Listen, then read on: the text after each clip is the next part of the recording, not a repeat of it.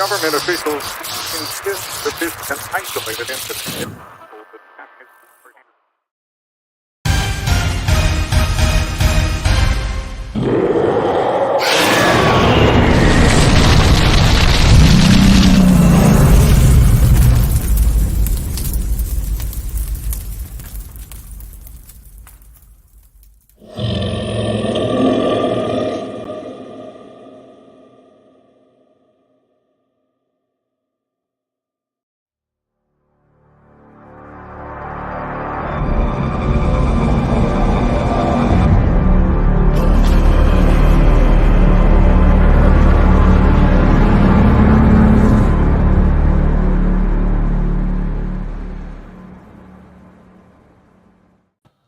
This is Jack Donovan, and you are listening to or watching PH2T3R, the Journal of Solar Culture. And I'm joined, as always, by my host, my co-host, C.B. Robertson, author of many fine books. And tonight, we're here to talk about possibly the most serious subject we've ever talked about on this podcast, and that is dragons. That's something no one wants to acknowledge, but we're here to talk about it today. Real talk. Anyway, dragons, the way I arrived at talking about dragons is that I was looking at all these mantras that people say. And the direct, I think, roots of the word mantra mean instrument of thought. And these mantras that we see all around, whether it's trans people exist or the Orwellian phrases that you hear, protect our democracy. Protect our democracy. Christ is king. You brought that one up the other day. Things that people say over and over again to make them true. If I say it's like a daily affirmation. We say things that like this is true because I've said it, and I've said it over and over again until it's true. January 6th was an insurrection. Like all these things that people just say and repeat until that people are so used to hearing them that they're true. To most people, they're true. I mean, stay 6 feet apart. All these things that people would just repeat and then create truth. And someone said to me, and I already knew that I was already aware of this, but someone said to me on X when I posted about this that, well, that's always been the way that we created truth. And I'm like, exactly. And that's what we've been talking about on the show the entire time, from all our discussions about magic and the way that we create and shape reality. And so when we say these mantras, we actually bring things into being. Now, we've also talked about how that has limits in terms of our ability to influence physical reality. Right. We have to be very careful in delineating what we mean by reality when we talk about bringing things into reality. Bringing things into the collective consciousness of our social mind is not the same as physically creating an object, Exactly. And I'm not exactly in the Matrix. Yeah, I can't actually do this and have bullets stop. There are limits to what we can do by trying to manifest reality through words, but it's very effective. And we've talked about it on the show a lot. Guilty is a magic word. You're married is a magic word. All these things that are mantras, and not all of them are good or bad. They're just how we construct our reality, because we need these mantras really. I mean, words could actually be, if you talk about mantra as an instrument of thought, words themselves are that, by giving something a name and a value. Yeah. What separates a mantra? Oh, I'm sorry. Mantra seems to be a self-conscious use of the words in that manner, whereas the regular words we use in day-to-day speech have that effect, but we don't necessarily intend them to have that effect. Right. Well, we don't know, or that someone's already said the mantra long enough that we've observed it and it should become part of our reality. I mean, a name. Like giving a human a name. Like you are now this. This is what you are, and that for the rest of your life. Except for I legally changed my name at least once, and I magically became a new person. But a name is the way we create reality. But to get back to dragons, I wanted to walk through how we get to dragons and how important they are. And I put in our community notes a lecture. I was actually contacted by a guy, I can't remember his name now. I wanted to write it down, but I didn't get a chance. But he's actually, hopefully he's listening. He said he was going to probably listen in or participate. But he's giving lectures about dragons and dragons being real. And so I gave it a link to his YouTube lecture on our community notes. And maybe you can look it up. I'm not close enough to a keyboard, but to bring it up because I listened to this part of this lecture today in preparation for this. But we're actually talking about a lot of the same things.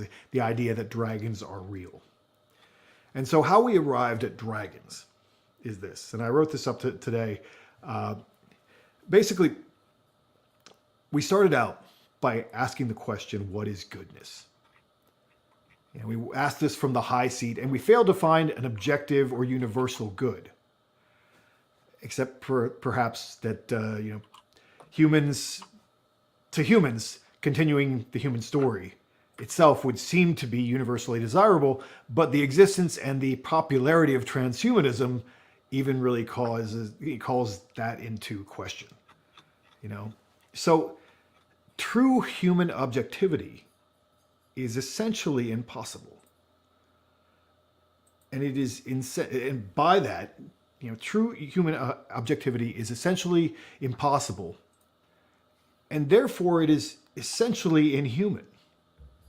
If it's impossible for us to be objective, that is not actually what we are. We are not objective creatures. We aren't Vulcans. So, and it's interesting, even they've been creating AI, and we cannot even imagine an AI that is objective, because you're seeing the people who are doing the programming are writing their subjectivity into the code. Like they can't help themselves. They're writing their own values because it's impossible for them to be objective, and they don't even realize that they're being subjective. A lot of times, I've seen discussions about these programmers and so forth. And they don't even realize that they're programming their own values into the code. They just assume that everyone else agrees with them because they're in a bubble, a little reality bubble. So basically, humans are subjective creatures.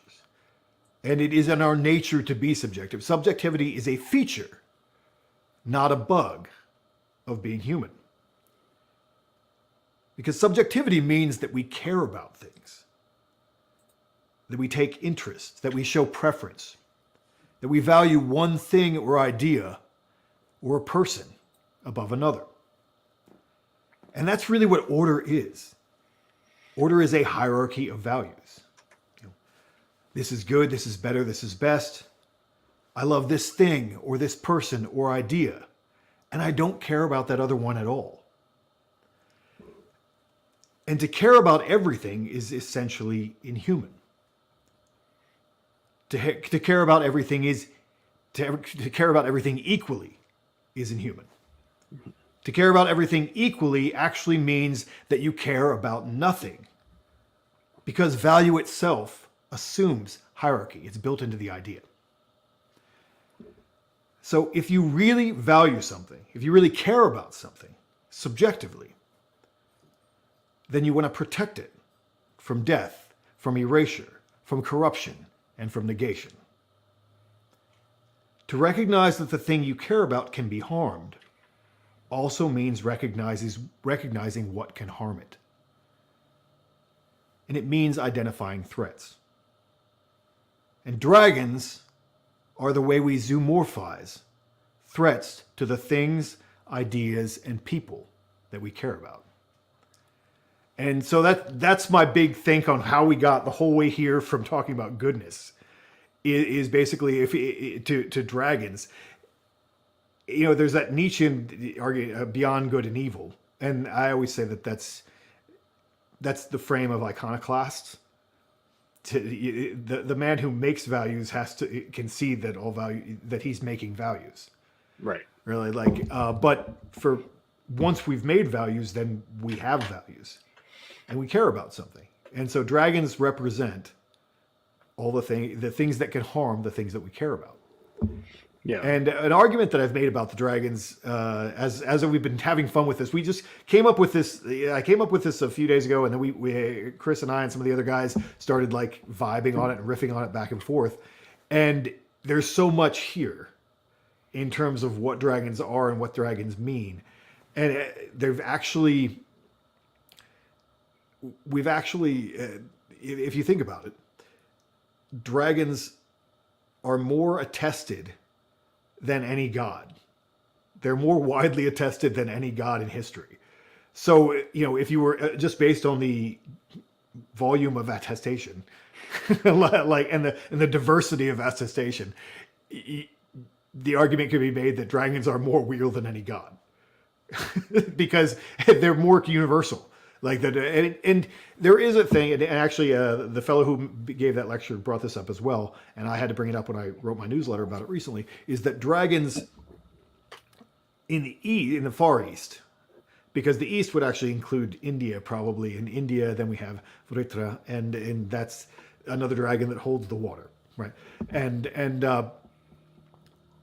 So, but in the Far East, like China, we have dragons that are benevolent or lucky, but that's very, it's kind of out of sync with the rest of the world. The Indo-European world, but also I think beyond that, snakes can kind of go either way in the Americas as well, depending on what tribe and whatever. But I think there's a good symbolic argument to be made about snakes. Snakes are something that we are naturally supposed to be afraid of. Snakes, a lot of snakes are venomous. And they'll sneak up on you, or they just are doing their thing and you don't see them, and you sneak up on them. And so there's something that can come out of nowhere, something that can shock you and scare you, and may kill you. And so the idea that they would symbolize something evil to humanity seems pretty obvious. Right. Whereas it's interesting, as I was drawing dragons. As I was drawing eagles this week, I was working on a t-shirt design. I'm drawing eagles, and there's something. Someone once said that eagles are the dragons of the sky. Eagles are basically dragons, and especially if you watch them hunt, they just hunt, swoop down. And there's not very much difference between like the screaming eagle drawing and the snake hissing drawing. They're actually very close together in this thing. But the eagle we associate with things that are good and light and clarity and beauty, because they come from the sky. They come down to the sky and avenge the sky. Of course, they don't actually have any thought like that. In fact, something I want to post later that I came up with as I was sitting staring at pictures of eagles for hours and hours is that we put malice into the face of eagles. If you look at classical tattoos, traditional tattoos of eagles and whatever, they're always like, because that's what we want to be. But when an animal hunts its prey, there is no malice in that. Not that we know of. Anyway, I don't think there's malice when animals fight each other. Probably, but when they fight over their pack dynamics and whatever, all that kind of thing. But I would imagine that would be closer to malice. But they're just trying to get something to eat. They're not swooping down from the sky because fuck you. There's no emotion, I think, tied to that in the same way that we would associate emotion. So we impose this idea on eagles of like that they're angry, but they're just, they're Fedor, they're just going down to kill the animal. So anyway, there's. Do you have any thoughts about where we should go with this? Because there's so many different directions that we can go with this. So I was just going on and on. Your anthropomorphization brought up a very odd connection that I had never thought of connected before. Uh-huh. But in the Iliad and in the Oresteia, you have these brothers. You have Agamemnon and you have Menelaus. And in the Iliad, there is this prophecy that Calchas conveys about how they will take the city of Troy, how it is foretold that they'll take the city of Troy. And the depiction of the brothers is of a snake climbing up a tree and first devouring the 9 offspring of some bird, and then finally devouring the bird. And this they interpret as a sign that they will take the city after 10 years. And so the brothers, Agamemnon in particular, is sort of symbolically represented as the snake. But then in the Oresteia, there's another prophecy. And here it's also a predator animal killing prey animals, but it's 2 eagles killing rabbits. And Artemis is very upset by this. But it just seems interesting that a character like Agamemnon, who has a very what Eastern Chinese mystics might call a dragon-like personality, although you could say that of Achilles too, perhaps, is depicted on the one hand in terms of eagles and in another in terms of snakes, and it just combines the two. It does bring up an old debate because the chickens were making some noise behind me. Are dragons? We was dragons. Well, yeah. Are we talking about bird dragons, or are we talking about Komodo dragons? Are we talking about snakes or lizards? And there seems to be an element of both in the dinosaur thing. But in thinking of these kinds of magical spells that people cast by repetition, there's also a kind of magic cast by forcing people to answer annoying questions. And I was going down a rabbit hole with this on a completely separate topic, a new philosophical argument that's a variation of a fine-tuning argument. But it occurred to me, wouldn't it be funny to force someone to try to explain why dinosaur bones are not dragon bones? It would be a very, very annoying thing to have to explain. And I think most people intuitively say that's not really the same thing as in the myths, but that's what all worldviews force upon all the non-believers. Well, explain how this very obnoxious thing to explicate works, if not our reason. These dinosaur bones are obviously dragons. We have this long historical record of all these dragons being sighted across numerous continents all over the place. We have the bones to prove it. And look, we still have things called Komodo dragons that exist today. What do you mean there's no such things as dragons? No, you've created a nonsensical, absurdist notion of what a dragon means and are using that to strawman the idea. And because these dragons don't breathe fire, you think they don't exist. Oh, okay. You can have fun with it, but I think that we don't need to get into silly taxonomical wordplay games, because I think what you talked about, what we care about is what they represent symbolically and mythically. And there are ideologies that are all negating, that are anti-hierarchical and objective in the flattening sense of the term. And insofar that we just had St. Patrick's Day a few weeks ago, and St. Patrick was famous for taking all the snakes out of Ireland, and of course the snakes were the druids, the pagan priests, and this probably meant converting them or reducing their influence. I don't know if there's any account of him killing anybody, but it does seem that snakes have always been used as a stand-in for people or forces or ideas, and especially deceptive ideas and forces that negate or threaten the things we care about in that way. And so absolutely, it makes it makes a lot of sense to it makes a lot more sense to talk about dragons as threats than it does to say, well, dragons don't exist. Because at a symbolic level, that is like saying the threats don't exist. But I think you lose the magic if you don't say that with a degree of.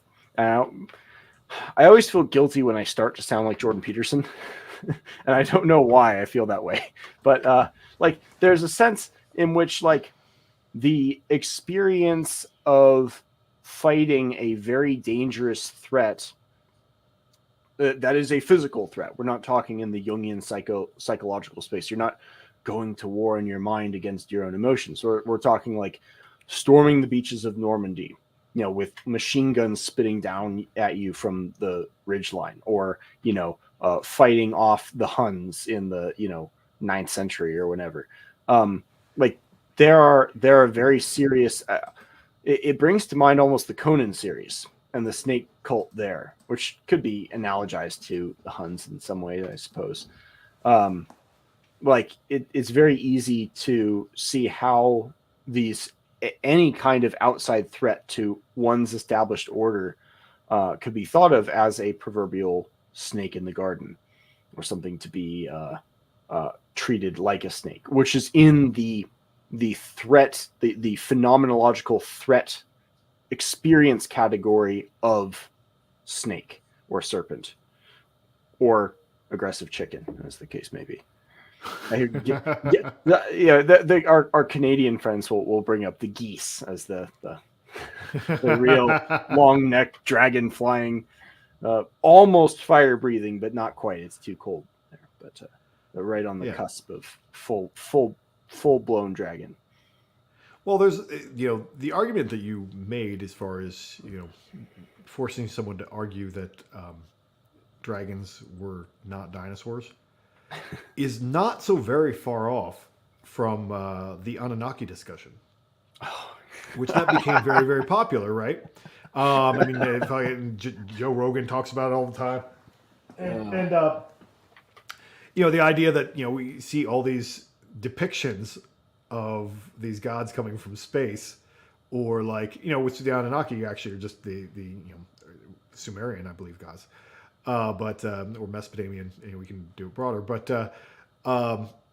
they give it as a name for the first people who came here, and they came from the sky. And one, that's a category thing in itself that makes me laugh. That's a category dispute. It's like, what is the difference between an alien and a god? I mean, that again is like a semantic discussion that you can't, like, what is the difference? It's a thing from another world that then creates your reality, and it's like, what's the difference? You know, like there's no real difference between an alien and a god. It's just alien is preferable as an idea to atheists. Therefore, they're looking at the same thing. Yeah. They're looking for who created us at the beginning of time. I think and so there's nothing supernatural about the alien.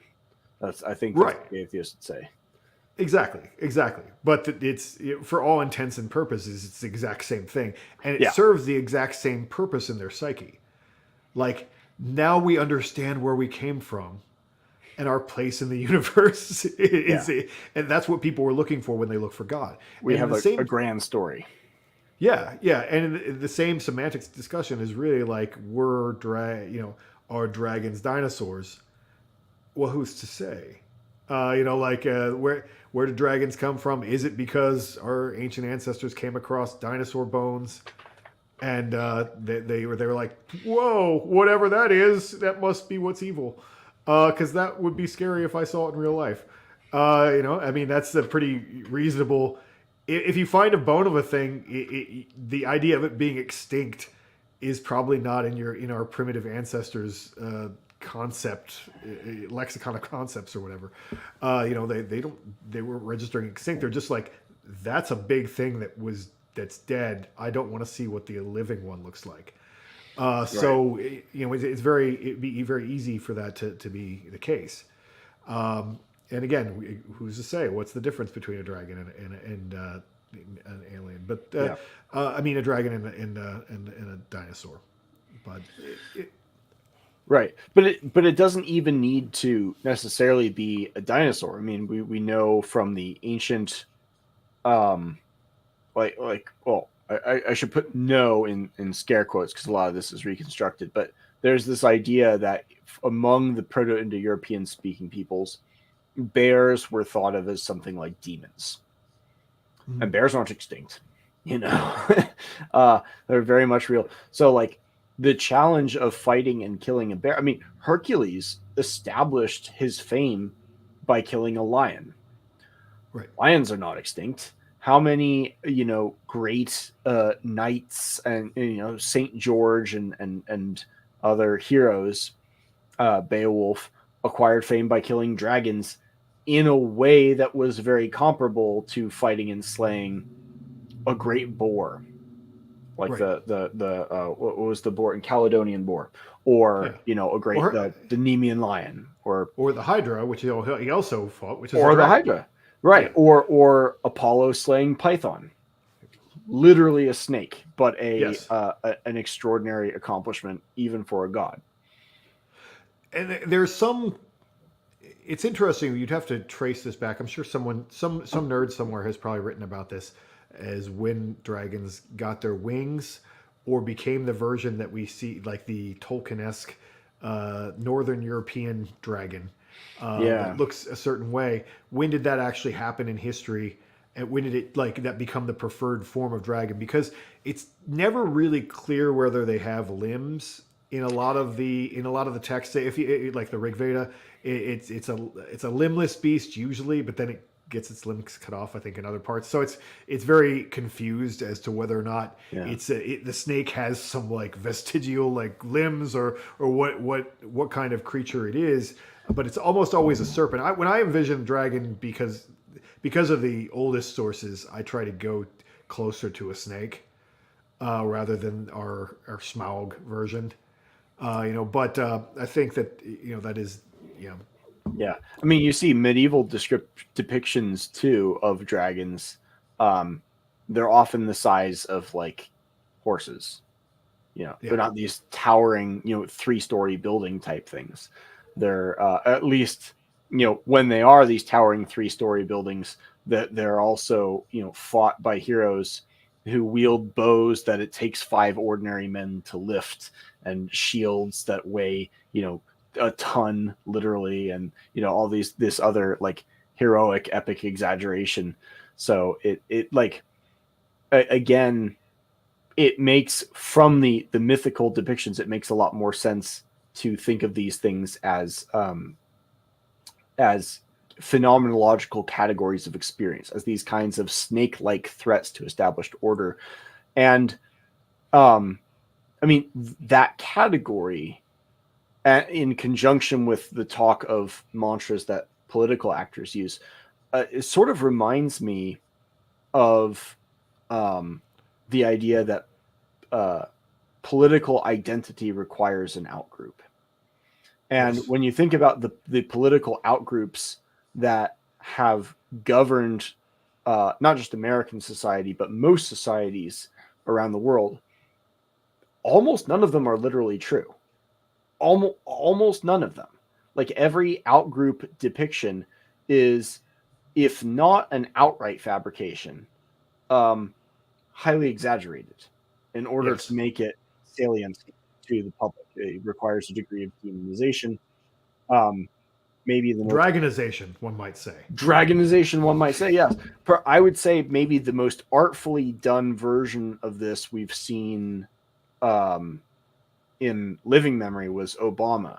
I feel like Obama made old things, like the bad thing that needed to be fought and destroyed, but it was so tastefully vague. There was no person on the other side of that, so that even older people could get on board with fighting the old in favor of hope and change. I think what Trump did tacitly with immigration was slightly less tasteful than Biden. Maybe the most vicious demonization campaign we've seen in living memory. So maybe not so great. But all politics seems to be like this. And so when we're talking about dragons as the adversary and the spirit of the adversary, the person who says, "Oh, dragons aren't real," has to look at the alternative threats that they're talking about and say, which of these threats that I think are real are actually real?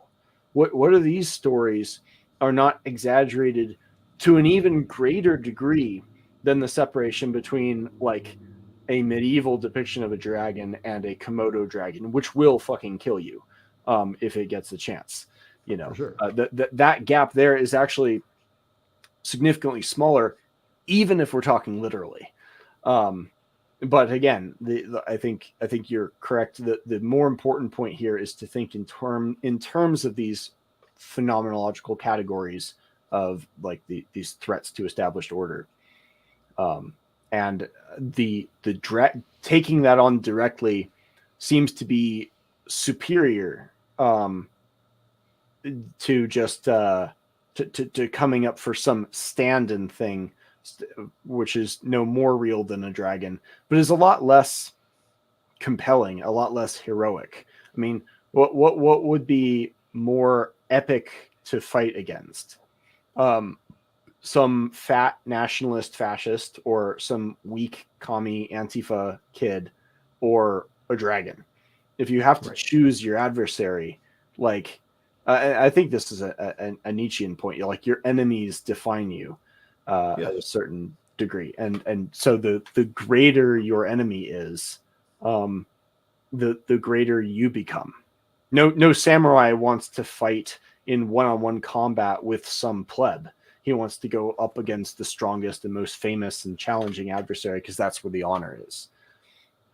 Right. I mean, modern warfare is pretty much some other guy making a very low salary on the other side, being paid by old men with interests that are financial to go kill you, and that's what really is happening. But that's not very glorious, at all.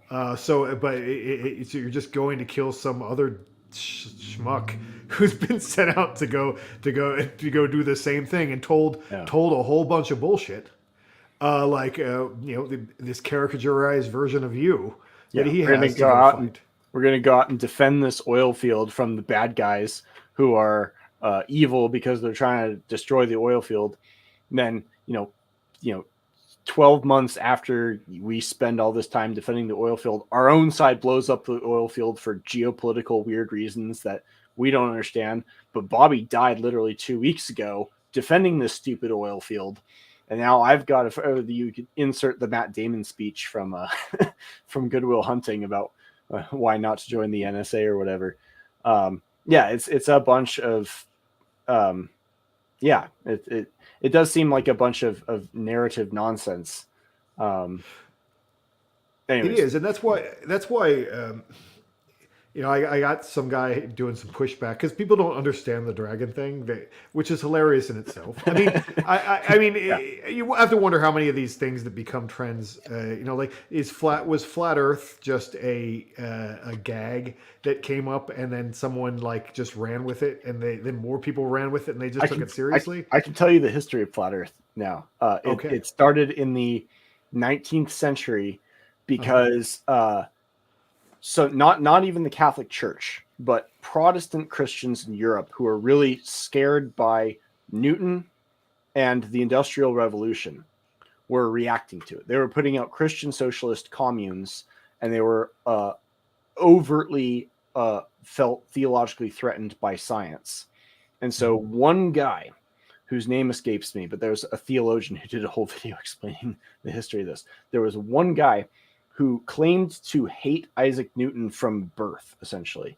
Started this whole thing because he thought that a round Earth, which Newton didn't come up with, Newton had nothing to do with round Earth. Round Earth has been around since Archimedes in 5th century BC or whatever. My date's probably wrong there, but it was it had been adopted. Christians had believed in a round Earth for hundreds, if not thousands of years. But because of advances in physics and the Industrial Revolution, this one guy from a Christian socialist commune basically created the idea of flat Earth as the reality based on a particularly odd interpretation of the firmament in the Bible. Well, the firmament, that actually goes into... And I did pull it up because I felt like an idiot that I couldn't remember his name, but It's James Powell. Mhm. James Powell is the guy who has the lecture "Dragons Are Real," and I was listening to some of it today. And one of the points he makes about dragons in his actual first lecture is about the making of the world from the corpse of a dragon, which is an ongoing theme, whether it's a dragon or a primordial beast. Like Ymir, I've written a bunch about that in the past, and Tiamat. They talk about building the world from Tiamat, and in the story of Ymir, he brought it up, and I've talked about it at length at different times too. It's like they actually make the firmament is actually the inside of Ymir's skull. In the way that Snorri did the myth or whatever. So that the idea of a firmament is actually mythologically normal. That's and so the flat Earth theory in myth is correct. That's the way, because that's the way people saw the world. Okay, like this thing seems to be an arch over top of us. That's the sky, and things like seem projected on it. It just seems like the way that people figured out.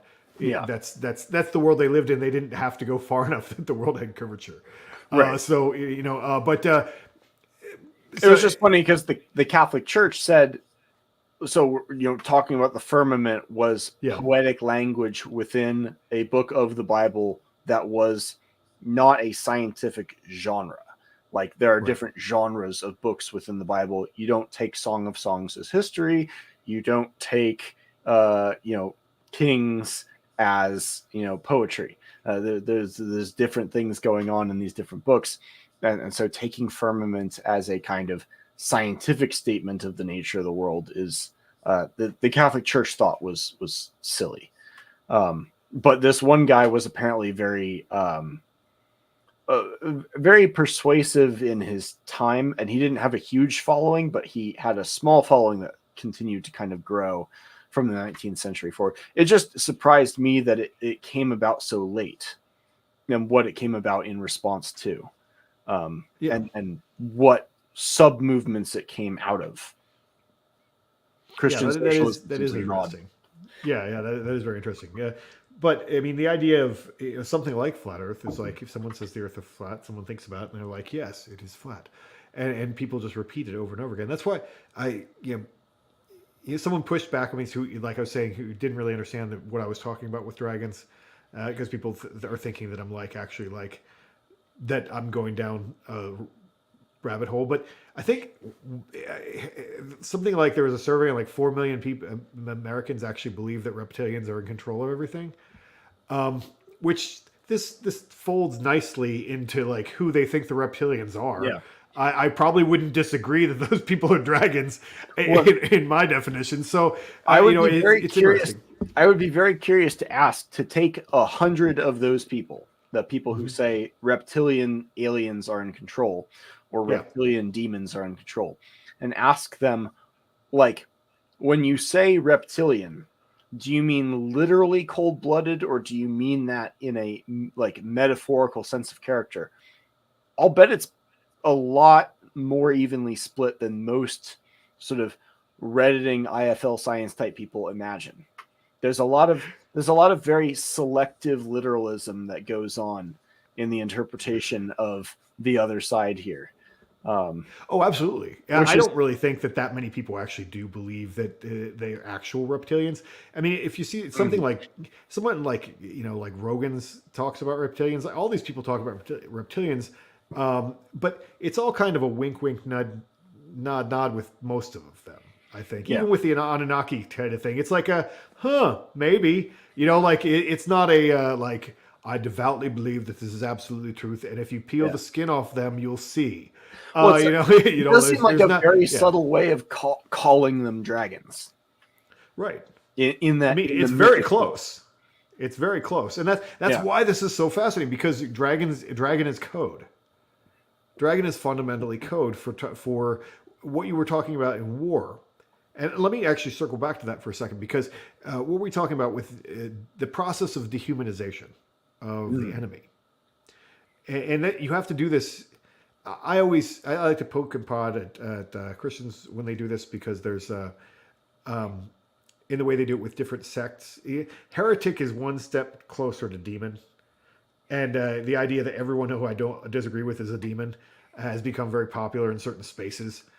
And but it's that is a process of dehumanization, because if someone is doing something that you believe is sinful, if they have a sinful group or a sinful regime and they're promoting something that is sinful and something that is the work of Satan or the work of evil, then killing them is the same as killing evil.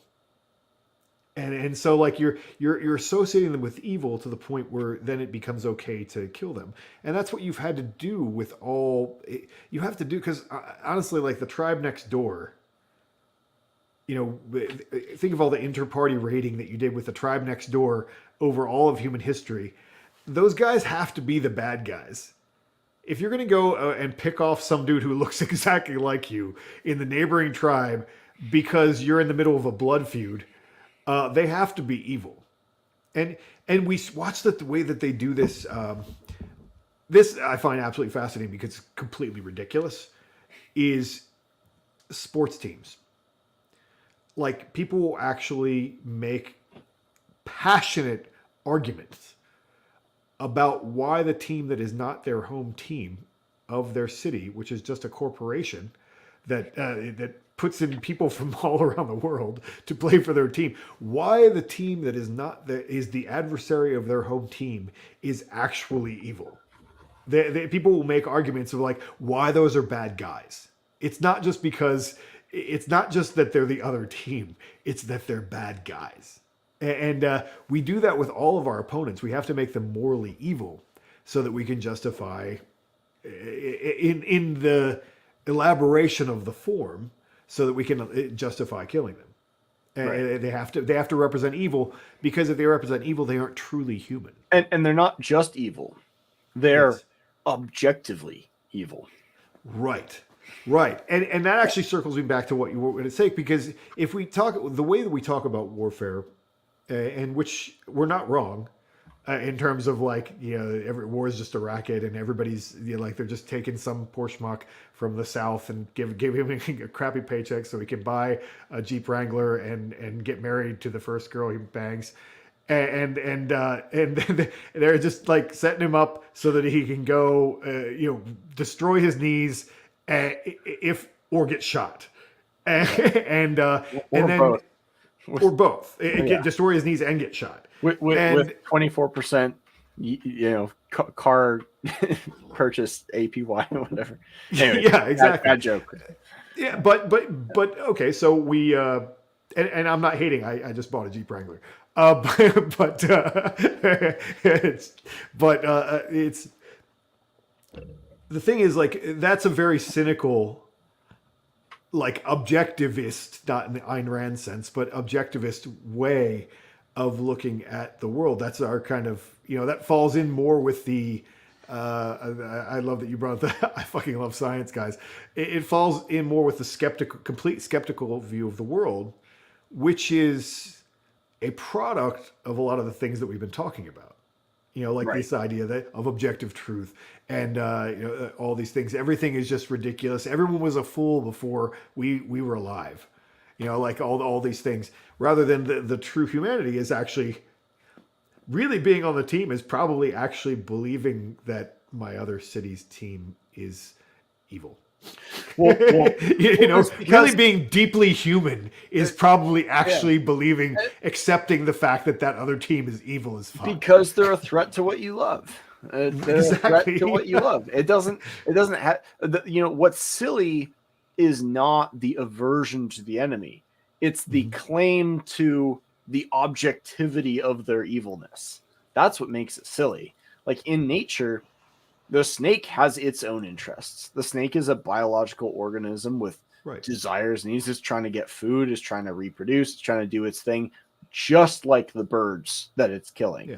And the birds are eating small insects and killing each other and so forth as well. What is silly is not taking a side in this subjective battle of flawed good versus flawed good. What's silly is imagining that my side among all the sides on offer in the world happens to be the one that is aligned with the will of the universe itself, or God, or objective goodness and truth and beauty and excellence. It's like that's not only not necessary, and there is a strange belief that it needs to be necessary, that if it isn't, if you don't have objectivity on that side, on your side, then like why do anything, I suppose. But that the claim to objectivity actually weakens your position by opening it up to that disillusioned skepticism. There's in not to make this about theology, I won't make it about specific arguments, but about forms of arguments. There is a form of an argument that will say, that will say as a syllogism, if A and B, then C must necessarily be true. And very often there's a similar form of the argument that says, if A and B, then C is more likely than not to be true. Mm-hmm. And making it more likely actually makes the argument stronger very often than making it a dichotomous, like absolute claim. Saying, again, in like theological apologetics, because of this argument, it is more probable that God exists than not, is very often a much stronger claim than if this argument is true, then God must exist. Because then all you have to do is, basically just be incredulous, and it doesn't work. There's a few reasons for why that's the case, but I think the same is true with taking your sides in the world. Like the connections you have with other people are quite strong and meaningful. But if you say, no, and our side is objectively correct, and we're the good guys in the grand sense, and then one guy in your squad does a small war crime, and it's like you're a small war crime, just a baby war crime, just one head canoe, it's like then you're like, does your whole world collapse at that point? Or do you have to start doing all sorts of mental acrobatics that become increasingly implausible to any outside observer because you built your notion of your side on not just an impossible standard, but a standard that like no one can actually claim legitimate access to anyways, like objective goodness. Yeah, and one wonders when exactly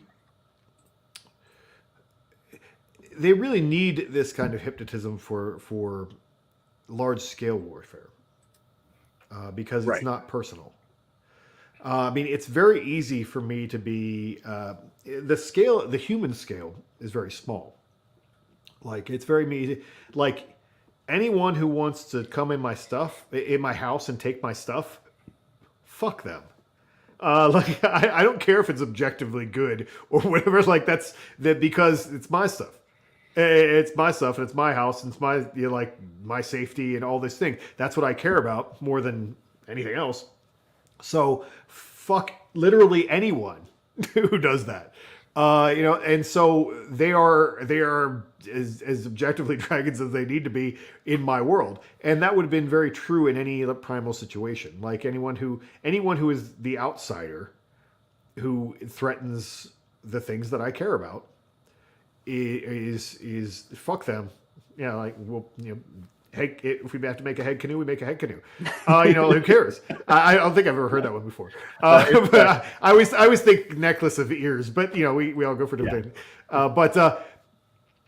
So if you have to, but when you get to a large scale thing, you have to create this elaborate thing of why they're coming from you. Whereas, in a situation with like say a Pearl Harbor, then you're like, oh, they're coming for us. Like it actually seems like an existential crisis where they are evil and they are coming for us. Yeah. And then the same thing, I mean, they tried to do, but, or however it happened, 9/11, That is another thing. Like, they're coming for us. They have to create a situation like that, and then it seems very real. And then you can make, who cares why? Fuck them. Right. And that's the most human way to be. Really, is who cares why? Fuck them. Because we can get into this arguments of like you said, this tunnel of objective good is not really, it's not really real. Like, and as I was thinking about this today, I really understood and it's a scary thing. I really understood the title of your essay for Pater for the first time. Descending Odin's Throne. And I was like, that is curious. And obviously I knew it was referencing, but I didn't really get what it really implies is that we're becoming subjective. And that like it really implies that we're no longer on Hilitskov. And we're not going to look down on everything and see everything, which I don't know if Precisely. I don't know if I can get there. Because also solar idealism comes from let's look down at everything and see it. But at some point we do have to become we are like agreeing on what we actually believe, and then we actually become subjective, and that's okay. These are actual values, and move forward. Yeah. So we're not just in this place. We're in this place we can see everything, but that doesn't mean that everything is equal. Well, there's like a paradox too, where there's like two different senses of seeing everything. Like the scale of what we can see is far broader. Is far broader than anything anyone has had in history. But how much we know and the certainty with which we know these things has actually not extended very far. So much of what we believe we know is either incomplete or manipulated in some way, or outright fraudulent, or because of our low resolution in what we are seeing, we forget what we don't see. We forget what we're not aware of, and this is one of the big points of value that Heidegger brought into the discussion, because his view of consciousness is that our consciousness is not just comprised of what is present in our mind. It is also equally important what is absent in our mind, the things that were present in the past which are no longer there. There's this interplay between presence and absence that is the sort of the substance of our psyche. But there's the things that we know that are absent, and then there are the things that we don't know are absent. The things that we don't know, as was famously said. And smartphones and Wikipedia and feeling as if we are on Hilitskov dilemma is enough to disillusion us from most myths in history. But it's actually not enough to bring us to the knowledge level of an actual God. We are not, as the feeling of omniscience is itself an illusion. And we build all these systems and they keep failing and we can't predict anything accurately. And those are the evidence of the illusory nature of this knowledge that we have. Because objectivity was a desired for goal, for all the reasons I wrote about in terms of resolving the blood feud and so forth. And it perhaps gave rise to philosophy itself. But it was kind of an illusion itself. And, and so, like, descending Odin's throne doesn't negate the broad view of history that we're incorporating into the thing that we are trying to create. But it does negate the sort of hubris that you see from the technocrats and the transhumanists who believe, no, like Marx, we are going to revolve around our own sun as a god. That's not on offer. That was never a thing. That might even conceptually have never been a thing. Yeah, and the thing is, even our story of history, the stuff that we can see, sure, we can see more than we've ever been able to see, but also, as the more you investigate history, the more you realize it's just stories, and that what that quote that I love to bring up from Joseph Campbell, like, history is just, myth is better than history because history is just journalism, and you know how journalists are. It's not wrong. Exactly. Yeah. Like there's so much of history that is just made up, is just propaganda. And we forget that, and even we're discussing in the course of this, Well, you brought up Snorri Sturluson. Yeah, exactly. That's exactly where I was going with that. Like James Powell discussed that a lot in his lecture as well, and to the point, do we even know that Germanic people believe that? Like any of those stories, the details of them, or did how much of that was Snorri's imagination, or like what did he pull it from something else? How much of it really existed, and so. The idea, we have this idea that all these people believe this certain thing, and maybe they didn't even believe that. But we don't know, and it's unknowable. So it's very, this, as you said, the idea that we actually know all these things is the more you actually know, the more we don't know. And it becomes like you get that rabbit hole. I mean, like when I first started investigating that stuff was all as real as it could be. Oh, well, clearly that's what these people believed. And this is what, and you'd make arguments about, well, based on this is actually also what they would believe. And you'd like make these elaborate arguments based off that. And all of that is nonsense.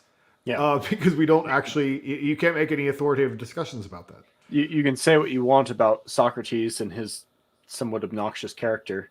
But he was right about that. That it does seem like, humility is the path to genuine knowledge and science. This is like the point of the science essays, like the hubris to the idea of trusting the science as it is epistemologically, like it's an oxymoron. Like that's not what science is. Science is checking for yourself. Science is saying, I'm going to try to verify that research claim. Oh, hey, we didn't replicate. Something was wrong here. It's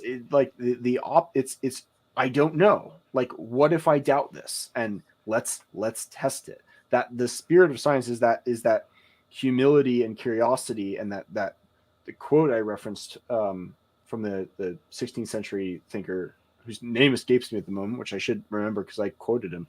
But he said, speaking to God, he's like, if you had actual truth in your right hand and only the pursuit, but not the truth itself in the left, I would take the left hand and leave the right for you, because that pursuit is where all the virtues that we admire in mankind, humility, curiosity, effort, ambition, all that, it is in the pursuit. Whereas in the belief of the possession of knowledge is arrogance, laziness, and all the vices that we dislike. Yeah, it's hard to disagree with that. And also, like I always say, that's a static position. The knowing of all things is a static position, and it has no climax and therefore no story. There's no plot involved, and humans can't stand that. We literally cannot exist without a plot, and without some kind of storyline going through it. We're storytelling creatures. So like the idea of like simply, I know everything,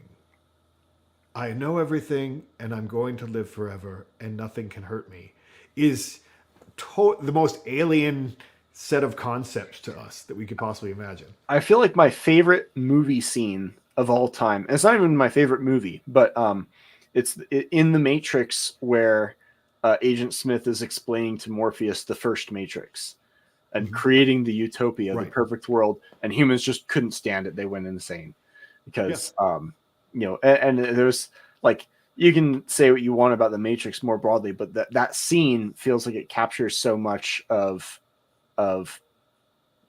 like actual experience. Like as soon as you accomplish something large, oftentimes there's a sense of almost depression that follows, because you're like, well, now what?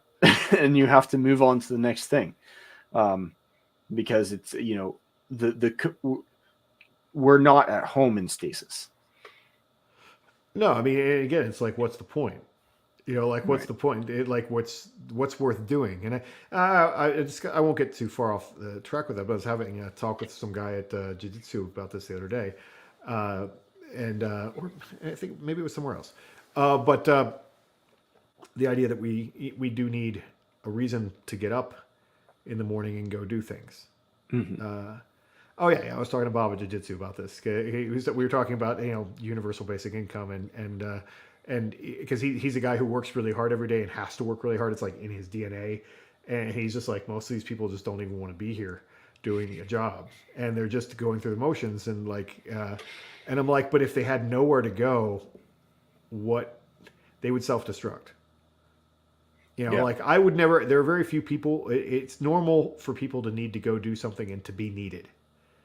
They need to feel that they're needed and need to be expected to be somewhere or to provide something. I mean, there's very few true self starters in the world. I mean, like I feel like I'm one of them in terms of like, not in terms of being a big go getter that I have to like do all this stuff, but in terms of like I can create things for myself to do forever.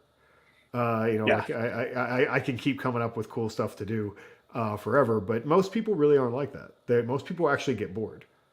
They actually get bored and they need things to do. They need busy work, and it's not, there's this kind of transhumanist, like they're just eaters. Like, why do these people even exist? Kind of like mentality of looking at these people, but those. As I've argued about Nietzsche, like someone has to take out the garbage. We need people like that to make the world run, and also like not everyone has to, or to have kids, or people need to do basic things in life. Well, a lot of those basic people. A lot of those basic, we can put in scare quotes, guys, who are often like quite intelligent and like thoughtful people. Sure. They look at the stress and the challenge and the liability and the cost of being an entrepreneur, and their attitude is exactly the same way in reverse. They're like, well, someone's got to do that, but glad it's not me. I'll take out the garbage. I'll let Elon Musk do the crazy things and deal with the dozens of lawsuits and have all this stuff. His life looks shittier than mine.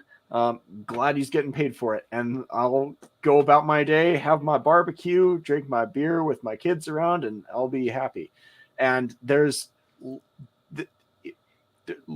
not only is there literally nothing wrong with that, by the standard average of humanity, which is not a good standard, but if you're going to make a standard, they are happier and better off than the rigorous go-getter or whatever. I also am. I don't think it's possible for me to be bored if I'm not, designing paper airplanes or writing essays or tilting it with windmills. Yeah, but that's windmills is a funny one because it sort of feels like what the critics would say about dragons, but at a more mythological levels, talking about how we are constantly changing reminds me the utility of dragons and especially their snake-like form is that dragons also seem to be always changing, and we can say that they have that shedding skin quality that maybe makes them arguably creepier. I feel like I've heard people talk, maybe it was Peterson, talk about some of the theological reasons why skin shedding is so strange and creepy to humans. But it mythologically fits with this outside threat to established order, because they are also constantly changing and putting on new skin, so to speak. And it seems to mythologically fit the fact that while the phenomenological category of the dragon stays the same, the exact expression of exactly what they look like or which group or which people that is changes and is not necessarily always the same. Well, I mean, just as your landscape changes, the environment changes all around you all the time. Your threats change. They're always in the way that technology is a perfect example. And the way technology keeps evolving, and like, oh, some new person is going to have to figure out a new way to make a living because that made what they do obsolete. And that's just the way the world works, and so and then that creates new opportunities as well, and so forth. But the threats to our survival and existence are constantly changing. A lot of the things that I consider a threat now, I didn't even see coming. I saw a lot of things coming, but I didn't see a lot of things coming that we've had to deal with over the past however many years. So there are all kinds of new threats out there every day. I'm pulling up YouTube right now on one of the many devices that I'm going because I wanted to see if we have any. Do we have any comments or questions in there? Brock says intruders are quite literally an opposing raiding party, which is true. That's a funny one because I was doing research for another essay, and there was a Bible verse in Genesis or Exodus, I'm sorry, that said it is permissible to kill a thief who breaks into your home in the night, but it's not permissible. You don't owe the blood price, but it is not permissible, and you would owe a blood price if you kill a thief who breaks into your home during the daytime. Right. So there's a nocturnal kind of association there. CF says cobra chickens, dang geese. True. My dad had a funny story where he was taking a foster son out on a visit to a zoo, and he ended up getting chased around a picnic table and eventually up onto the picnic table by a goose. Apparently the kid thought that was hilarious. Yeah.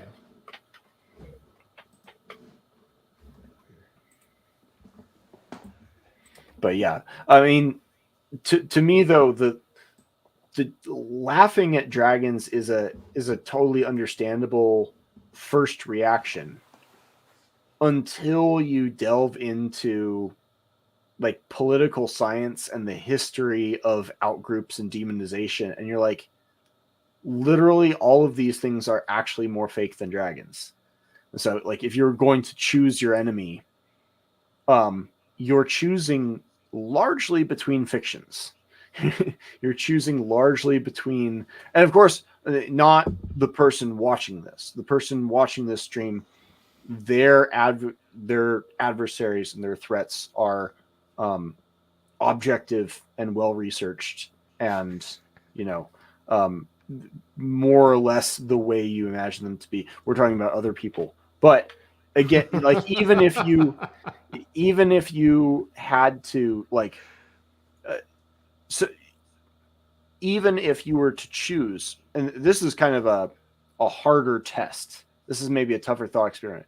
If you had to choose between an existing threat that was kind of weak and crappy and like they did lots of lawfare and shitty office infighting drama as a way to get at you, and that was adversary one, but they really existed, or two, you had a fictional threat, a threat that didn't really exist. Say it was like some ISIS offshoot, but it didn't actually exist. It was just fictitious, but they were like real fighters. Given who you choose as your adversary is going to change who you are as a person. There might even, this is a stretch, but there might even be an argument for choosing a fictitious adversary over a real adversary in some cases. Now, like, I want to put that out there more as something to consider than as a like serious position to advocate for. Right. But given the fact that most of our adversaries in the broad political space, and we're about to see, as you were talking about in some weeks past, we're about to see a new political adversary or a new side of a political adversary sometime between probably August and October of this year. It will appear as if out of nowhere, as it does every 4 years. So, there's that thing to be outraged by, and you can let that determine sort of your reactive nature, or you can choose a better fiction as your adversary. And here again, by fiction, we mean sort of mythopoetic categorical truth rather than a literal scientific truth. but no less actionable, no less identity creating, no less real in the psychological sense than these other fictions that determine people's realities, which are arguably less fictional. So I guess in a way, the mantra "dragons are real" can serve as a kind of invitation to this whole sorcery game that's going on, and that we perhaps can't escape. The only question is, do you want other people to be creating those mantras for you, as you spoke about before, or do you want to take a proactive role in creating those mantras for yourself and saying, I'm going to determine my own enemy? And when, someone tries to say, oh my gosh, the Republican fascists or the Democrat commies are like this great threat to you personally, you can be like, I'm much more concerned about dragons. Yes. Concerned about what? Dragons. Yeah. Way more serious and way more noble. And I mean that facing dragons will turn you into a knight, as opposed to facing off commies or fascists, which will turn you into a fascist or a commie, respectively, and a crappy subversive political activist, which So I wouldn't wish on my enemies, literally, actually, because I don't want to fight them. Yeah. I mean, well, there's two subjects here that I want to hit on. One of them is the actual proposal that I made in my newsletter that you brought up and we're talking about now, is that obviously there are going to be shenanigans in the next few months, and the rest of this year, and people are going to be outraged. We saw this obviously over 2020, and it got us all. I mean, I was sending mean Facebook messages to the governor. I mean, like we were all doing stuff like this, right? Yeah. That's why I think very few people were not taken aback by this, and there are many reasons. I mean, like obviously they pushed the apocalypse button, like on all of us. Like it's going down. I have to like take care of me and mine, and like whatever survive. And you push that button, and then once I realized you were faking it, then fuck you. And that's kind of my whole vibe on that, on what went on during those years. But now we see this coming. Like there are no surprises now. They're just like, oh well, I didn't see that. Was curious. I did not see that. Like people were joking about, I didn't have that on my bingo board for this year. I didn't see that one. That's interesting. It's not that there won't be shenanigans. We know that shenanigans are coming. Yeah. And we know that they're gonna be emotionally upsetting at some level. I mean, I'd be surprised if they aren't.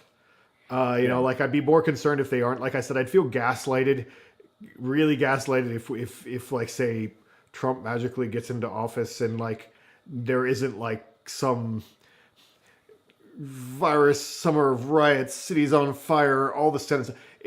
Whatever happens, if it's just like, oh wow, he got elected, other people were mad, okay, he's going to go in the office and do things, I'd be really confused. I think most of us are expecting some shenanigans and something that's going to be upsetting, and rather than we were all baited into, and they pushed all the buttons, and we were all baited into shouting about it and being loud and obnoxious about it, as if because we still believe that our opinions matter. Yeah. And so like we keep saying this stuff and whatever, and speaking out and doing all this stuff. And I'm not saying that no one should do that, but if that's not your job, and that is not the choice that you've made to make that your job, every single person doesn't be doing it. Like Uncle Bill on Facebook doesn't need to be going blah blah blah blah blah blah blah and saying like incendiary. He's much more likely to be baited into fulfilling the dragon role in their narrative than he is to actually accomplish something positive. And so, absolutely, like true freedom and power in the cultural, psychocultural space seems to be more in terms of who defines the dragon and who can make that dragon real. Is it white nationalist fascists? Is it communists? Is it like who is the dragon in this role? There was a video that was going around earlier this week. It was an O'Keefe style like video undercover expose of a CIA agent admitting to entrapping people by nudging, which like should be surprising to actually absolutely nobody who's been paying attention. But what he was admitting to was essentially saying sometimes we manipulate people into getting mad and getting them to react. And I was like, so no one can know for certain, I don't think, what this video is exactly. It could be exactly what it presents itself as. It would be true. Like we can infer reasonably that is, of course, what happens. But wouldn't it be interesting if the video itself was exactly what he claimed to be doing? It's a social media thing designed to make people mad in a particularly important year where it's important to make a certain segment of the population who would be likely to be upset by this out to be the bad guys to the sort of fence sitting middle. Right. And so I think it's, since we know all this, or we believe that we know all this, it seems, I called it in my email, and I've pitched this idea a couple months ago internally, Operation Hysterectomy, because everyone is going to be hysterical, and hysterectomy. I mean, well, yeah, hysteria is its own little piece of etymological misogyny, in the sense that it's delightful in that way, that it means like suffering of the womb or something like that. So it's basically hysteria. Actually, that's what it actually means. And so it actually means acting like a crazy bitch. And so, but that's what everybody's doing. They're acting like crazy bitches, like running around like say, "Can you believe blah blah blah blah blah?" Well, yes, I can. I've been watching this for 15 years. I've been watching this show for quite a while, and I'm not surprised. And so like it takes out the shock and surprise, and like, well, let's see what happens, and make more strategic choices rather than going on social media and saying things that are like legally actionable, right? If one were to be so inclined to say them, if you're gonna make something happen, just make it happen. Don't talk about it. Yeah.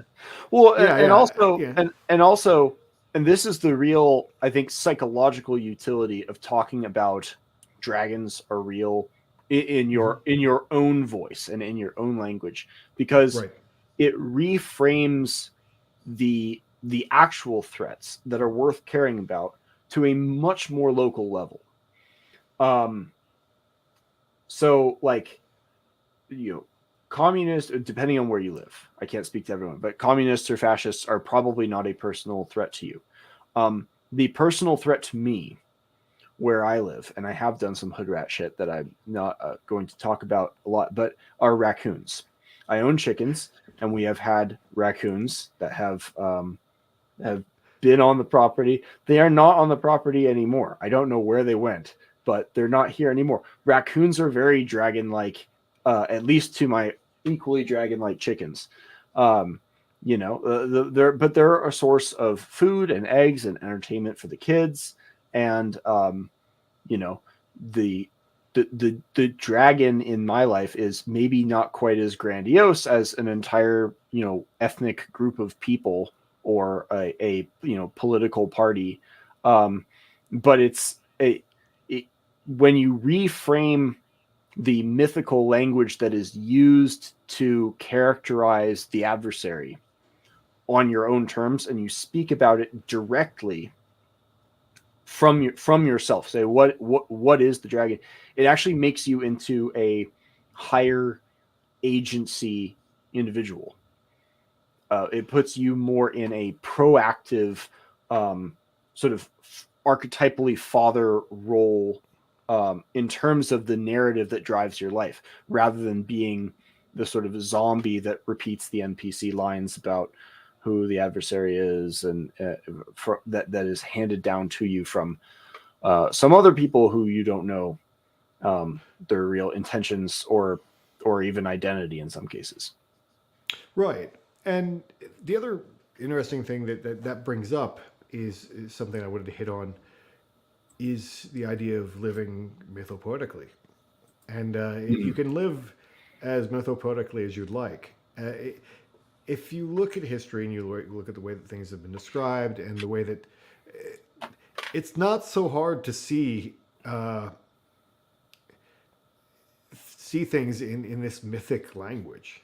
Yeah. You know, like, I mean, homeless people under bridges are fucking trolls. Like, I mean, they are, right? It's I mean, how is that true. not a troll? That's the same. They're the same thing. Well, they live under bridges. They're a little creepy. They might tell you riddles. Like they're trolls. Like, and it's easy to, I would say, to chuckle at that.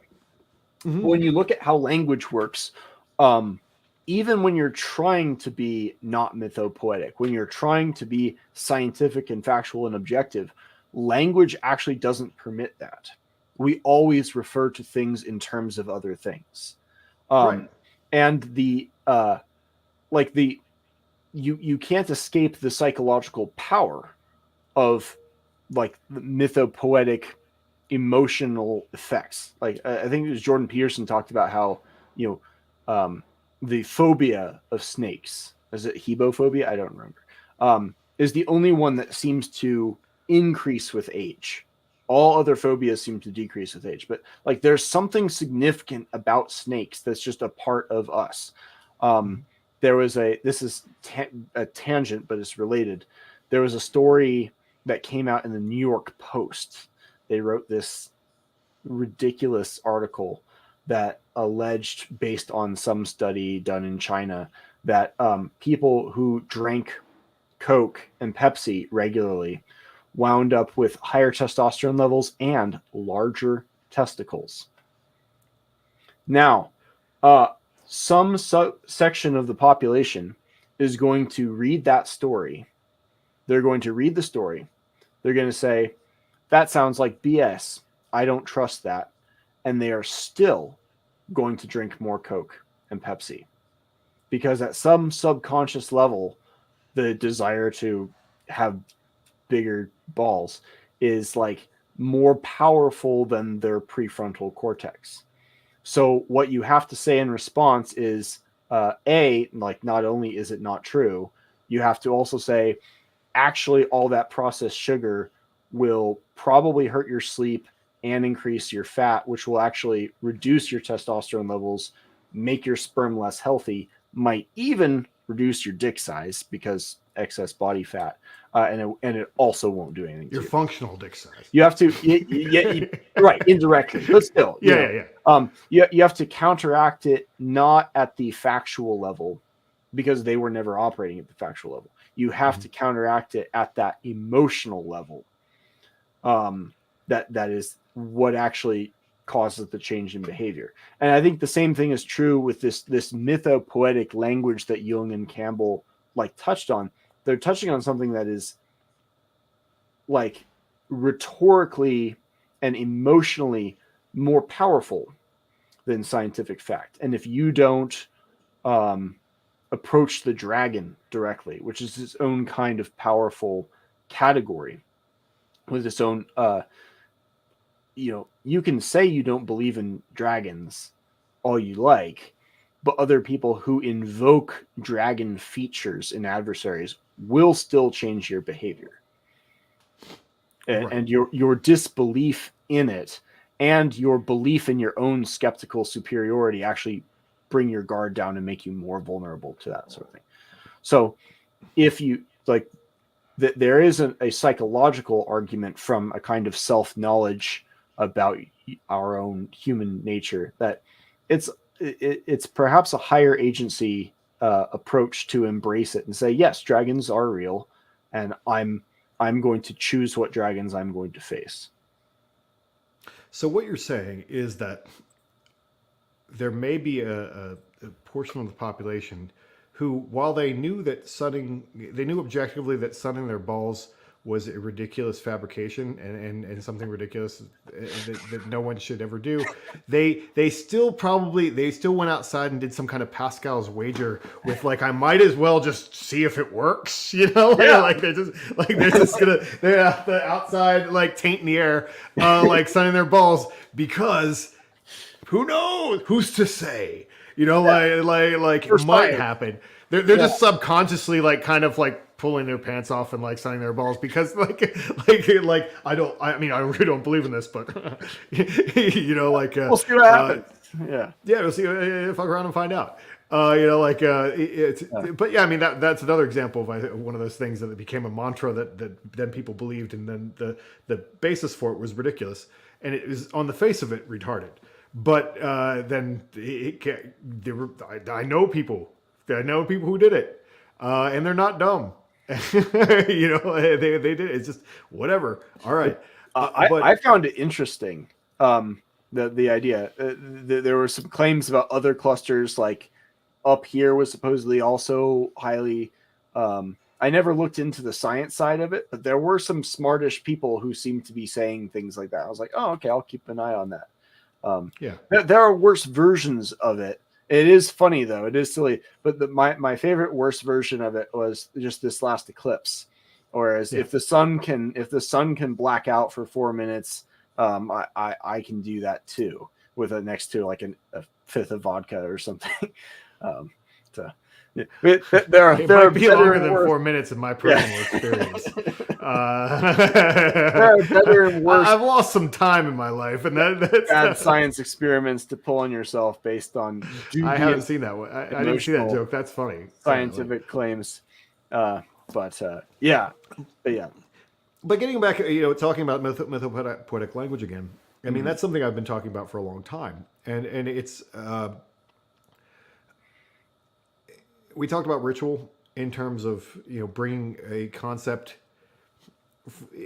It's negotiating between these two zones of the emotional world, as kind of what you just said, the emotional world and your pragmatic, practical sensibility of what you think is real and true, versus like what is emotionally true and what is emotionally motivating and powerful. And you're kind of what they would talk about as being the conscious and the unconscious parts of you, and like kind of negotiating between the two of them, and ritual being a way to bring the two together, and myth is a way to bring the two together, to talk about these things in mythological ways.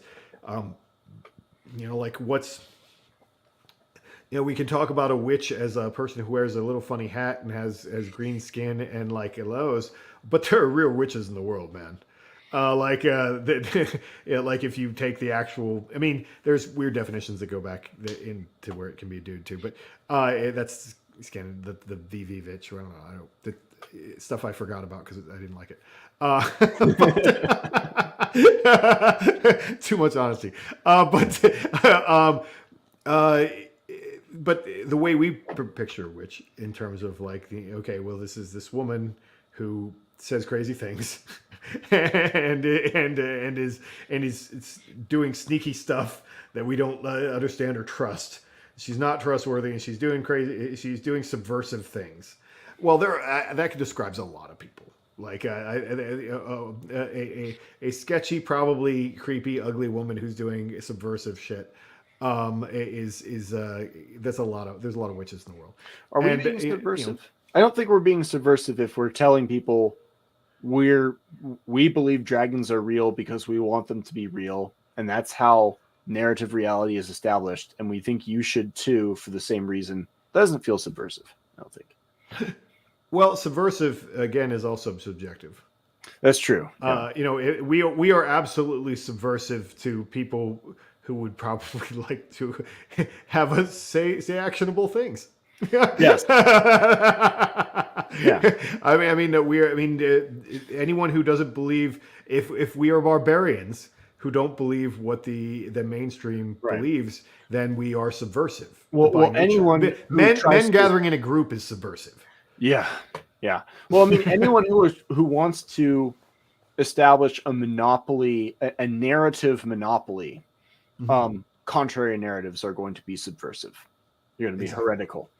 But so I suppose in that sense we are, but we would I think could counter and say, well, any kind of universal monopolistic narrative is subversive to everything positive and virtuous in an individual, which I think is true, and is ugly on top of it being subversive to the individual. Yeah. Yeah. Lawrence says Thunor lifted the world serpent from the seabed, and the cat was not. I assuming that's a typo. And the cat was not what it appeared. It was Jormungandr, the Midgard serpent. You raised it off the seabed so high that its back grazed the sky. I'm assuming that's a quote from one of the Eddas. Probably. Yeah. CF says the masked snake, presumably in reference to the raccoons. And Brock says emotional people only destroy things, never build them. Well, we're both like, well, hold on. Well, and what's crazy is destructive emotions can build things. You can build something in reaction to something else. But it's true that letting your emotions take hold of you and possess you can often give other people power over you. Right. And very often what they want out of you is more destruction than creation. Now, if you get caught up in Home Depot's, corporate language of we're all a family, and that encourages you and manipulates you into doing good work for like kind of crappy pay, that would be, emotions tricking you into building something, I suppose. But well, a bigger thing, it goes into your discussion about hot hatred and cold hatred as well. Emotion. When we talk about them, men are programmed to say that they don't have emotions. I just hung out with one of my oldest friends the other day, and he's one of the type of guys who's like, I used to have emotions, but I kill all those. Men are programmed to say we don't have emotions, but what we really mean is we don't have the same emotions. Because hatred is an emotion. You can't be thumotic without emotion. Yeah, anger and laughter are pretty universal among men. And anger and laughter are emotions. Yeah. Emotion is a lot of things. Happiness is an emotion. Lust is pretty emotional. It might be more biological, but it's still pretty emotional. We have men all have all kinds of emotions. We have emotional responses to things every day.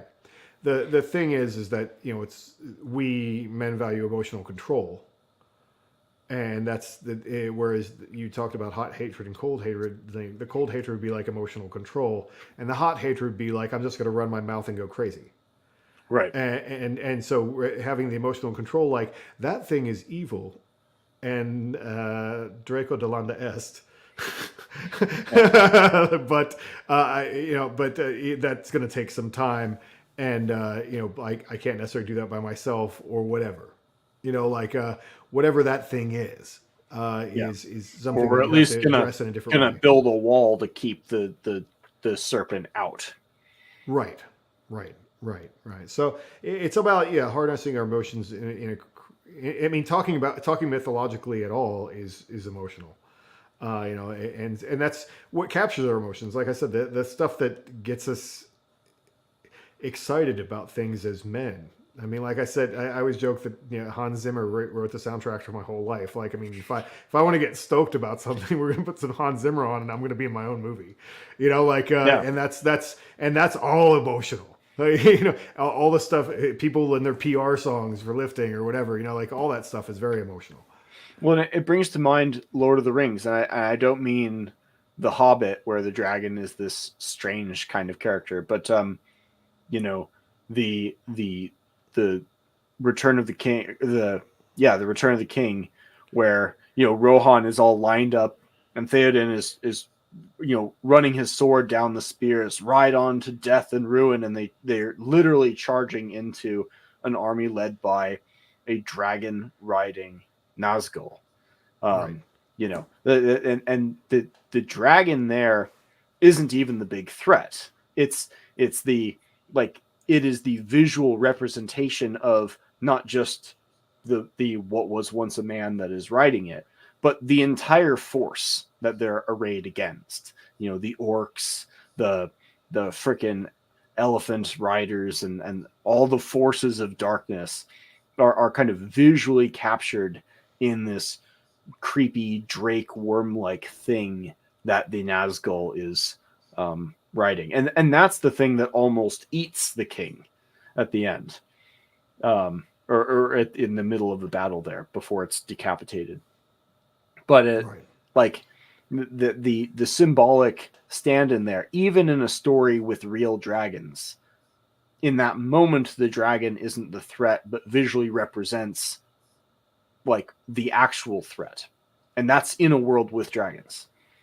So there's something powerful there, and it's visually powerfully emotional for like every man with a healthy testosterone count. Like Helm's Deep and that the charge across Pelennor Fields, like those are huge momentous moments, up there with like the gladiator charge at the beginning. Or if you find yourself walking through fields, don't worry, because you're like that. You're already dead. Yeah, like the commanders. There was a story of American commanders literally played that scene before soldiers prior to the invasion of Iraq, because it was powerful and it had that effect. And of course, yeah, we have a guy in the group who said he saw Jeremy actually said that when he was a Marine, he went and saw 300 with a bunch of like new Marines, and their energy was through the roof. Yeah. Can you imagine? We're actually Spartans, is what he was saying. Like, I mean, that's you could see how that would work. Exactly, and that's there's no overt dragon there visually, but it's the same idea. It's the same mythical energy present there, and where there is dragon energy is in Conan, which I think I mentioned before, but like the same idea. You have this mythical warrior guy defending the existing hierarchy against a snake cult. Which we talked about in the podcast about Vritra was right. Obviously we had that whole story that from the Rig Veda is I said you could pretty much make it into a Conan story about a snake cult. Because that's basically how they're portraying it. Even in these hymns, there's buried in there that it's not actually a dragon. It's people. It's our enemies. It's right. Unclean people and impure people and people who don't worship the right gods. And it's otherness. And they've been sneaky and they're untrustworthy. I had to ask ChatGPT today for the right word. I love using it as a thesaurus. Because I kept wanting to say anthropomorphization, but that's not correct. It's zoomorphization. Like you're turning an idea into an animal. Right. It is basically what a dragon is. It's zoomorphism, and which is what we do for our own. You mentioned sports teams before. All sports teams do that in a positive sense. Absolutely. Is there a sports team out there that calls itself the Snakes or the Dragons? There might be. I won't say that there's not. It would be interesting. It seems like a very uncommon one. It is uncommon. I can't imagine that it hasn't happened. Just because, dragons are very, like cartoonized in modern world. I don't know that you would have done where the dragons in a sports team 200 years ago. But in modern times, dragons are like cute and friendly and how to train a dragon and whatever. So there's a different vibe, I think, to dragons. And dragons are awesome. I mean, I will 100% say that Game of Thrones didn't have me until the end of the first season. We're like, dragons are real. Where she wakes up with that dragon, you're like, the way they set it up was so because we want to live in a world that has that kind of magic. Yes. And so I've joked for years, I will watch anything with dragons in it, even if it sucks. like the new the spin-off of Game of Thrones, I will watch that, even though it's not as good as the other one. It's not as good, but it's good. They're dragons. They're, it's still closer to imaginary landscape that I want to inhabit than like CSI or something. It's still in a more mythological place. I think that we want to go to. So yeah, it's a grander setting. It makes. I think that's maybe the coolest part of Dragons Are Real as an idea and as a mantra is there's some sense in which your character and even your physicality to some degree reflects your inner world.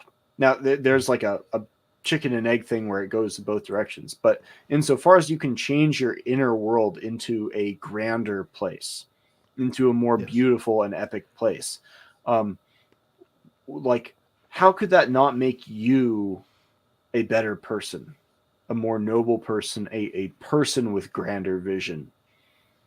If your inner world is grand and broad in that way. And there's a lot of subjectivity here, because if you define, excellence and grandiosity and what is worthwhile in terms of mundane things, then that could be a distraction, I suppose. But there's something to be said for the intrinsic value of making your mind a more interesting place and making your experience of the world a more interesting place as well. Well, yeah, there might be some dangers there, but I always say that. Well, I mean, the danger is you don't want to become delusional, forgetting yourself. Because then you become the guy who thinks he's Napoleon. You never go full retard, as they say. Yeah. But it reminds me of Rex. Like my friend Rex from Portland. He had this great quote that he would say, because he said a lot of smart things. He's an interesting guy. But Rex, if you don't know, I mean, literally no one watching this knows who Rex is. But Rex is a very old friend of mine. He's an evil sorcerer. He would agree with that definition. And he's building a doomsday machine in Portland and has been for a decade. And I was around when he came up with the idea. So he's building this giant steel doomsday machines, and he actually has. He looks like Ming the Merciless, kind of. I'm sure he would take that as an insult because he's better than that. But he has horns implanted, medical grade Teflon horns implanted into his head. And he's just decided to adopt that archetype and be that thing. But what he always used to say about it is that, like, something about, like, I've made my external appearance match my inner landscape. And that's that I love that. I love people who go all the way, and that's what I really liked about him. He slept in a sarcophagus. He went all the way with everything that he did, and I really appreciate that. And I try to split the difference a little bit, but I think if you can become, we always talk about becoming comic book characters in some way, and manifest that to the point where you're not wearing a costume, but you're so apparently what you are that it's obvious. Yeah. I mean, some people do get there. We are surrounded. I often say that we're surrounded by comic book villains. Like, our world is run by comic book villains right now, because it is. It's a weird thing, because it wasn't that way for a really long time. Growing up, I didn't feel like everyone was a comic book villain. But then, like, you have this guy in Brazil right now. You see the pictures of the judge in Brazil who's apparently running Brazil and trying to arrest Elon Musk's employees. Employees. I mean, he looks like a supervillain. Obviously, that what's his face, the WEF, has gone out of his way to look like he's actually a reptilian. Like on many occasions, wearing like weird outfits and stuff like that. We have people. They're portraying Biden like nice to his audience. Nice, but there's that picture of him at that speech years ago with his fists up like this, and there was like the red and the solid red in the back. They set that up. They're setting him up to be a villain. Like, that's his team that's doing that. They're setting him up as a propaganda villain, which is just an interesting play. But I mean, there are even accounts, there are even like Instagram accounts where like, even I think they've done things with his public, like the POTUS account, where it was like almost laughing like a villain, like doing weird things. They've done strange things. I forgot. I reposted one of them on X when I did it because I was like, how is this real? But it was. But then there's other like things that are clearly associated with him where they have him have the red eyes. Like they've adopted that from the right, like the red glowing eyes thing. That's pretty common. Yeah, and coming from his team. Dark Biden meme was like, do you know what you're doing, or do you know exactly what you're doing, and this is some weird 4D chess thing? Right. Yeah. So I mean, it's interesting. We do have that happen, and so like to have, if you can become such a character that you're apparently what you are, I think, and also aren't afraid to talk in that language and live in that landscape. And another guy who did it, obviously, who I've met, is Liver King. Became his own character. He manifested. And has just become his own thing. But there are more subtle versions, obviously, like that than that. But there are people who are just like clearly like, wow, you walked into a room and you are that guy. Like that. Okay, you're the guy. So I mean, I think that's interesting, and I think that's part of tapping into that is kind of part of becoming what we are to a certain extent. Yeah, and it doesn't have to be some reactive rejection of everything modern. You don't need to literally become like a middle-aged knight or put on a cape or something. But if you become more proactive in your own identity, in your own notion of who are the dragons and what is my domain, what is my pride land, and what's to look after, and who do I want to become in order to protect and cultivate and maintain this, you are kind of inevitably going to drift away from consensus notions of who you should be and what you should look like. And you're just going to naturally become a knight, whether that's against ISIS or African pirates in one of my acquaintances' case, or against raccoons and other nocturnal predators. And like you're gonna wear a coon skin cap like one of these days, like I'm the killer, I'm the slayer of coons. Well, I wouldn't go that way. You gotta be careful with that. I wouldn't go that way in America, but like you know what I mean. Yeah. Just Davy Crockett, man. Yeah. Jeez, people. So do we have any more comments? I can't see. My computer's like 5 feet away from me. Brock says that's a great point. I was thinking of the reactionary mobs, and that's exactly right. Like exactly. these are the character that comes to my mind is always the lich. They're like a not quite living, not quite dead zombie commander that can not just summon zombies, but can kind of turn people into zombies in some way. And that stands for something. That is a mythological stand-in for the narrative creators that want to create mobs to do their bidding and rile them up. And I suppose that's what we're doing in a sense, except our aesthetic vision is to be in a world full of like high agency, like virtuous men. So like, or just to be around them. Let's not try to fill the world with them, because I think that's a tough task. But I think that we want to be we want to make men more like that, and to have more men like that around us. Right. I think is the best that any human living in a subjective mindset of the actual humanity can hope for. Yeah. So yeah, and say the mantra "dragons are real" seems to be it's not the only tool, but it seems to be a powerful mythopoetic and psychological tool for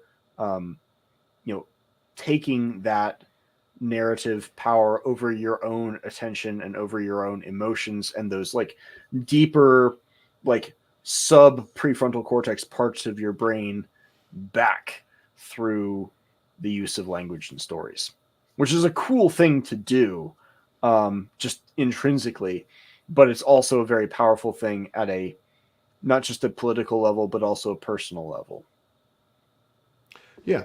Yeah, and it adds to adding meaning and richness to your life as well. Like whenever you're adding metaphor and things like that to your life and extra layers of meaning, it makes your meaning come from you and not from somewhere else. It makes your meaning be thicker. I've probably pushed this before, but there's a fantastic essay that everyone really ought to read. I even put it on my own blog because it should be seen by more people. It's by George Orwell, and it's called Politics in the English Language. And he says stale metaphors and mixed metaphors are often a sign of not just bad writing, but bad thinking. Because the opening of the essay is that, like, not only does poor thinking often lead to poor writing, but poor writing can often lead to poor thinking as well. And you can get into these habits. And this is basically, he describes the state of the mind of an NPC, where you are speaking or writing, and the sentences just seem to write themselves. You have these preset phrases where you say, defend our, and then democracy just kind of follows from that without any thought of, like, what do I actually want to defend? And so the whole essay is brilliant, and it's also hilarious. His sense of humor comes through in some of his choices of bad writing. I think there was one example he brought up of someone was describing the fascist octopus has sung its last swan song. And he says, now, if you think about the purpose of a metaphor is to bring an image to mind. Now, if you think about an octopus singing a swan song, you are immediately confronted by the thoughts of someone who didn't have any thoughts, who is just ad-libbing together phrases without actually thinking about what they were writing. And so, the dragon itself is an interesting thing because it is a prefabricated metaphor, but it by taking the metaphor and not the thing that it's being compared to, you have to thoughtfully complete that on your own, and it sort of puts you in a more self-conscious role in writing the sentences of your story, so to speak. Yeah, and I think that it's also important to. I was thinking while you're doing that, I don't think many people actually even know what a mixed metaphor is. I think a huge part of the population don't actually even know what that is. But it is. I like that you brought it up as a key to good writing, because I think once you start to see mixed metaphors and fix them, there's good writing there, and also that's the key in writing to creativity in many cases, is to, like, take an old saying and pull the meaning out of it, and maybe even the rhythm, but put different words in it, or like to rewrite like take an idiom or something, take something and make it sound the same, but or you mean something different, or like you can play with all these conventions of language, and that creates creativity. Or if you wanted to talk about a swan song and you just extend the metaphor, like of a swan, and pull that in. If that original writer had said, the fascist octopus has sung its last octopus song, like, that would be a lot of it would kind of fall flat, but at least it would be, people would be aware that there's either like, he's aware of what he's describing and maybe he's trying to be humorous, or maybe it's someone writing a satire. Like, you see these things going around sometimes of like high school teachers and the sentences their students submit using metaphors, and the metaphors are just like, he fell off his bike like a person falling off a stool, and you're like, we got some work to do. Yeah. And there are some pretty atrocious and or hilarious metaphors that you use. The one that Christopher Hitchens, I remember, brought up to sort of make fun of the mixed metaphor, thoughtless way that people use metaphors is someone saying we must light the fountain of the torch of truth at the fountain of knowledge, or something.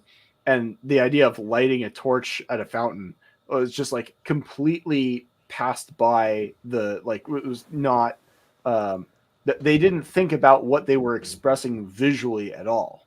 They were just the words were filling themselves in, like bumper stickers, you know. Yeah. It's bumper sticker ad libs. You just cut up the bumper stickers and put them together. I mean, that's what a lot of people are doing. But so to wrap up here, because we were going to close to 2 hours, I think. As far as I can see, we're dwindling our audience. Oh, are we? No, I think this is really good. This is money. This whole podcast. Since I have you here, how should we move this operation forward? Well, I mean, the mechanism is repetition. Just dragons are real, and when you think about the alternative, less real, dragons that other people try to make, logic and reason has very little to do with it. It's about the visual power of it, and it's like there's nothing like what is more terrifying in the world today than a motherfucking fire-breathing dragon threatening your village? A global warming. You're worried the temperature might go up 1.5 degrees over the next 2 centuries? Or about, did I mention the motherfucking flying black dragon that will burn your house down? Like the visual component, did I mention it's very much like a snake? That it can sneak into your house? Did I mention it's scaly like a snake? Like that visual component is far more important than its logical believability. As with like the visual emotional notion of your testicles getting bigger is more important than this was a study published out of China in the New York Post, which is not a credible news source. None of them are, by the way. Like that is not real, but it doesn't matter because the visual is there. And it's short and easy to remember. And when you're working in the mythopoetic domain, it's like the repetition and the visual power, and again the grandiosity. I think there's a kind of romantic beauty, but that's more aesthetic than it is like psychological utility. Dragons aren't just big and scary and fire breathing. They're also sneaky and subversive, and with beady eyes and forked tongues. And you can play around with these descriptions as you like. Oh, do you know someone who might have something like a forked tongue? I know a few. Yes. So like, I think repetition seems to be the major thing. Right. Well, I mean, there are different methods of repetition that we can use, and because I've been playing where I'm with it an X. Like I actually, post like dragon bones like as evidence, because in the way that they do with reptilians, like you put stuff out there that's like kind of real and kind of not. I mean, I've seen crazy videos just this week, even of like someone dressed up as a reptilian, like dressed up as Biden, then tearing his face off and becoming a reptilian. And it's clearly fake. I mean, they know that it's fake. They're doing this bad, like almost trauma level. I can't believe I remember that name, but like that bad, like kind of like 70s B movie kind of horror shit, to make this happen, but it's real. And I think this idea deserves that of dragons. I think there's a potential to like expand that into like being this ongoing thing. Like, should we have like dragon fiction? Should we have like is there dragon? Like I've said, training to fight the dragons. I think training to fight the dragons is a very poetic thing, and it doesn't really require you to do anything different. And you've seen guys doing those viral videos all the time about like on the thinking silly treadmill things. with a barbell spear, Right, with a barbell spear or whatever, like that. That kind of shit is straight up training to train dragon kind of stuff. I mean, that's. I think. I mean, that's. I'm going to work that into a theme. As you know, our audience doesn't know yet, but I have. I talked to Frederick, our music guy in Sweden, who made Invocation of the Storm with me, and he's working on a hype track. For dragons, I got some extra sound recording stuff today, so I can say dragons in the right way, so we can work it into a techno thing, and so we're gonna have a hype track for this, and probably t-shirts. I'll probably pay someone to design some t-shirts. So I feel like making this. A lot of people obviously won't get it, but I think that the guys who do get it, we've already had some guys in our group there who are already like, I'm in. Like this is 100% like where we're going. Well, there's a couple ways you could do it. The shitty like Ryan Holiday style manipulative way to do it would be to try to say dragons aren't just these things in like the Renaissance. They're like dragons hoard gold and they're in finance. They're like real dragons that sit in caves and they work, they control the Fed. And here's like pictures of ex-employees carting dragon bones away. So X's are like, obviously Elon Musk is owned by dragons. And you can do the whole like giants style thing you see in the giants bones, those kinds of stories. Yeah. But I think the more fun and perhaps more honest and direct thing is in keeping with the theme of hysteria. And in Operation Hysterectomy is like real men fight dragons. What kind of person gets wound up by politics when there are dragons to slay? Some little girl with purple hair. Yeah, like why are you getting? I always like why are you getting so mad about a little girl with purple hair? Men aren't concerned about politics and the squabblings of politicians and their demonization campaigns with each other when there are actual dragons in the real world to fight. And those are not in DC, by the way. Not at all. There wouldn't be any dragons in there. No, that is the least interesting place to dragons in the world. It's a arid wasteland of excellence. It's just great bureaucratic mediocrity. If you want to dehumanize that, dead. you go down into the insect world. We don't need to do that because we're not interested in cockroaches. We're interested in dragons. Way more honor and nobility in that. Nice. So I don't know the shaming angle, because at this point, and I think you were right. Like people could be forgiven for being taken in, but like who wasn't, riled up by the events of 2020?